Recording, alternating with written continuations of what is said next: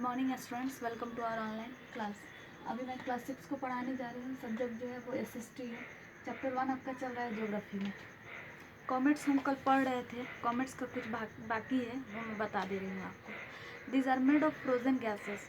Comets जो हैं यानी धूमकेतु जो हैं वो बने हुए होते हैं जमे हुए गैस से यानी ठंडी गैस से, जिसमें कौन कौन से शामिल गैस होते हैं? Ammonia, methane, carbon dioxide etcetera.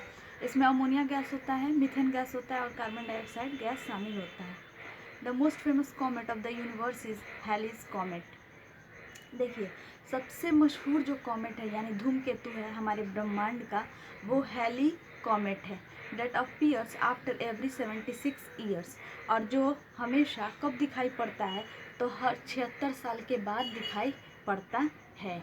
यानी 76 साल में अगर हमने देख लिया तो फिर 76 साल के बाद ही वो नज़र आएगा।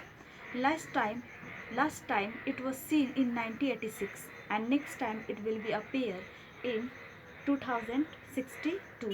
देखिए, पिछले बार जब इसे देखा गया था 1986 में देखा गया था, और जब अगले बार इसको देखा जाएगा तो 2062 में देखा जाएगा। अब हम पढ़ेंगे आर्टिफिशियल सैटेलाइट। आर्टिफिशियल सैटेलाइट का मतलब होता है, सैटेलाइट का उपग्रह होता है, और आर्टिफिशियल का मतलब क्या होता है? जो मानव निर्मित सैटेलाइट होता है उसको आर्टिफिशियल सैटेलाइट कहा जाता है।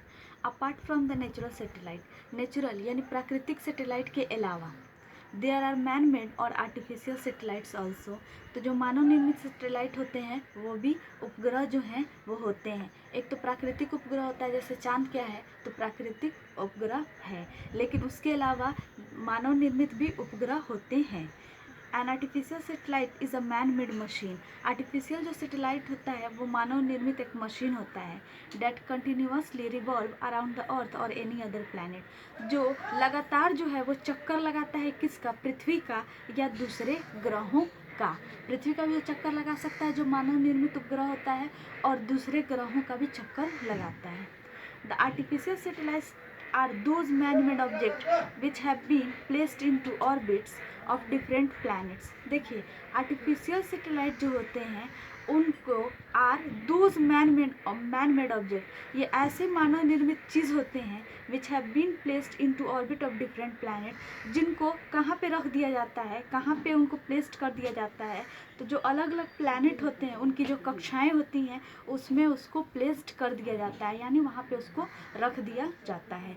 Sputnik 1 was the first artificial satellite launched by the Soviet Union in 1957। देखिए, स्पुतनिक जो 1 जो था वो पहला मानव निर्मित सैटेलाइट था जिसको सोवियत यूनियन ने लॉन्च किया था। यानी उसको बनाया किसने था, लॉन्च किसने किया था? तो सोवियत यूनियन ने किया था 1957 में, यानी 1957 में।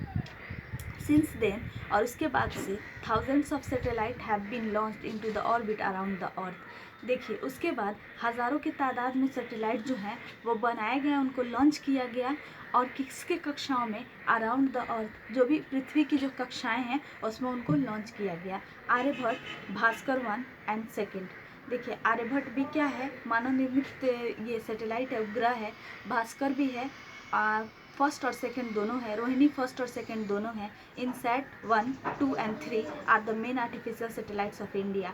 और इनसैट फर्स्ट, सेकंड और थर्ड जो हैं वो प्रमुख जो हैं वो उपग्रह हैं इंडिया के। तो आज के लिए स्टूडेंट्स इतना ही। Thank you.